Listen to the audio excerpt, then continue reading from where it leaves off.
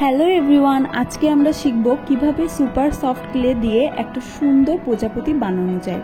Super soft clay দিয়ে করা কাজগুলোর মধ্যে এটা আমার একদম একটা আনকমন এবং অনেক পছন্দের একটা কাজ।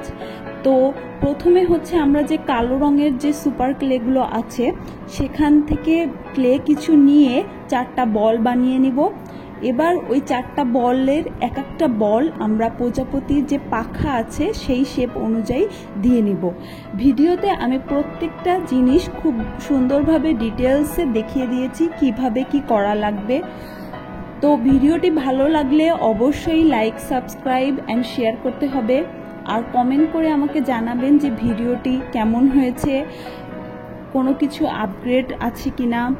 তারপর যদি আপনাদের কাছে নতুন কোনো আইডিয়া থাকে সেটাও অবশ্যই শেয়ার করবেন আমার সাথে। আমি এগুলো কিভাবে সহজে করা যায় সেই প্রসেসটা ভিডিওতে অবশ্যই দেখাবো।